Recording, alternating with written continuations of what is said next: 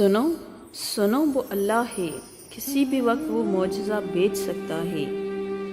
مایوس تو وہ ہوتے ہیں جن کو رب پر یقین نہیں ہوتا، مایوس تو وہ ہوتے ہیں جن کا ایمان کمزور ہوتا ہے، مایوس تو وہ ہوتے ہیں جو ڈر جاتے ہیں دنیا سے۔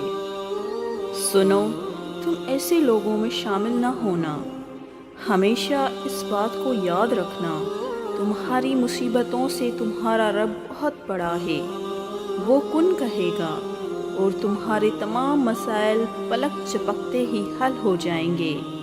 امید کبھی نہ چھوڑیں، کل وہ دن ہو سکتا ہے جس کا آپ انتظار کر رہے تھے۔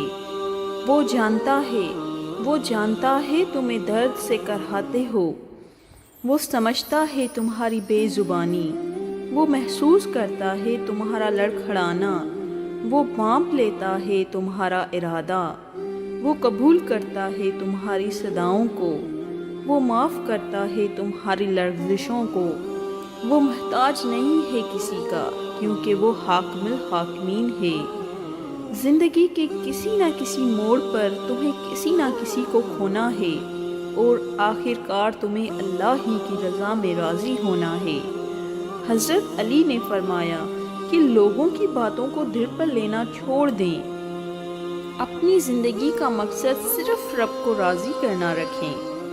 کہاں تیرا آستانہ، کہاں میری سجدہ ریزی، تیرے در کے ہوں جو قابل، وہ میں لاؤں سر کہاں سے۔ صفا اور مروہ دراصل ایک عورت کے صبر کی نشانی ہے۔ جب آپ کو بے قصور تپتے ہوئے صحرا میں چھوڑ دیا جائے اور آپ اس توکل پر کہ اللہ ضائع نہیں کرے گا صبر کریں، تو پھر زمزم کے چشمے پھوٹتے ہیں، اور کچھ لوگوں کو اللہ موسیٰ کی طرح لاڈلا لگتا ہے، انہیں تکلیف دے کر آزماتا ہے اور انتظار کرواتا ہے، لیکن پھر وہ اپنے لاڈلوں کو تکلیف میں تنہا بھی نہیں چھوڑتا، اور ان کے لیے سمندر کے درمیان سے راستے بنا کر انہیں فرعون جیسوں سے محفوظ رکھتا ہے۔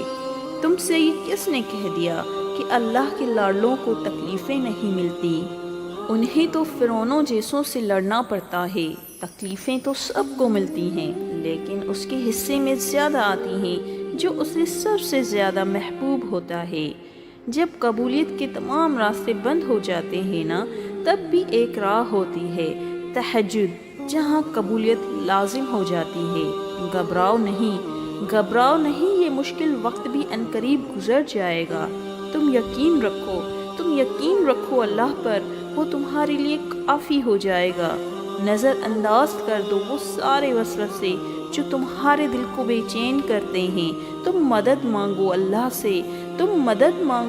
سے، پھر دیکھو تمہاری سب مشکلات کا حل نکل آئے گا۔ کہہ دو میرے ان بندوں سے جو نا امید ہوئے بیٹھے ہیں، ڈرو نہیں اور نہ ہی غم کرو، میں تمہیں بچانے آ رہا ہوں۔ کہہ دو میرے ان بندوں سے جو شک میں مبتلا ہیں اور در حقیقت میں توکل کرنے والوں سے محبت کرتا ہوں۔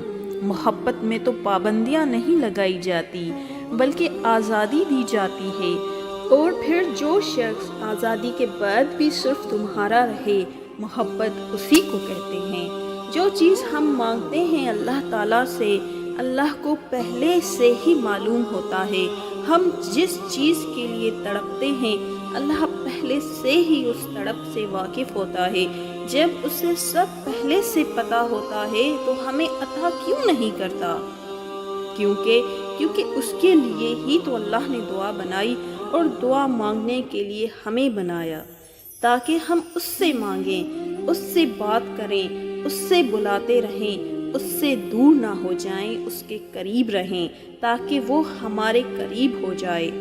ہم اس سے مانگیں اور انہیں باتوں میں ہمارا الجھا ذہن اس چیز سے ہٹ جاتا ہے جو ہمارے لیے اچھی نہیں ہوتی۔ اتنی محبت کرتا ہے اللہ ہم سے، ہمارے لیے ہمیں غم دکھاتا ہے، ہمارے لیے ہی ہم سے محبت کرتا ہے۔ اپنی من پسند چیز اس کی حفاظت میں چھوڑ دو گے، تب اسے الحفیظ پاؤ گے۔ جب دنیا کی ساری محبتیں تمہیں رد کر دیں گی، تب اسے الودود پاؤ گے۔ اپنے معاملات کا فیصلہ اس پر چھوڑ دو گے تو اسے الحکیم پاؤ گے۔ جب کام کہیں سے نہ بن رہا ہو تب تم اسے الوکیل پاؤ گے۔ جب گناہوں سے لپٹ کر ہار جاؤ گے تب اسے الغفار پاؤ گے۔ سچے دل سے کامل یقین کے ساتھ کی گئی دعا کبھی رد نہیں ہوتی۔ کچھ دعائیں جو خلوص نیت سے اللہ سے پورے یقین سے مانگ کے اس کے حوالے کر دینا تو وہ دعائیں ضرور فرش سے عرش تک کا فاصلہ طے کر کے قبولیت کی مہر لگوا ہی لیتی ہیں۔ اور تم سے یہ کس نے کہہ دیا ہے کہ جو چھین لیا گیا ہو وہ واپس نہیں لوٹایا جاتا؟ تم نے سنا نہیں یوسف کا اپنے والد کے پاس واپس لوٹایا جانا، موسیٰ کا اپنی والدہ کے پاس واپس لوٹایا جانا، ہاجرہ کا ابراہیم کے پاس واپس لوٹایا جانا، ایوب تک ان کے بچوں کا واپس لوٹایا جانا۔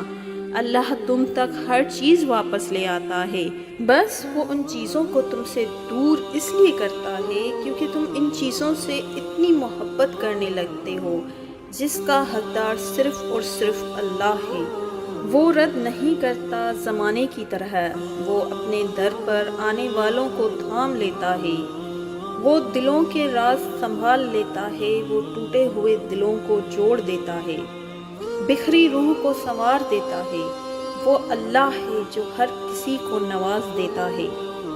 اللہ آپ کو بتاتا ہے کہ کیسے اس پر یقین رکھ کر تم اپنے لیے وہ معجزہ پا سکتے ہو جس سے تمہاری عقل حیران رہ جائے گی۔ تمہارے صبر کا تمہیں پھل مل جائے گا اور تم الحمدللہ کہتے ہوئے سجدہ ریز ہو جاؤ گے۔ تو تمہیں مضبوط رہ کر اور ڈٹ کر مقابلہ کرنا ہے ان حالات سے، اور یاد رکھنا کہ کوئی ہو نہ ہو اللہ تمہارے ساتھ ہے ہر جگہ ہر پل۔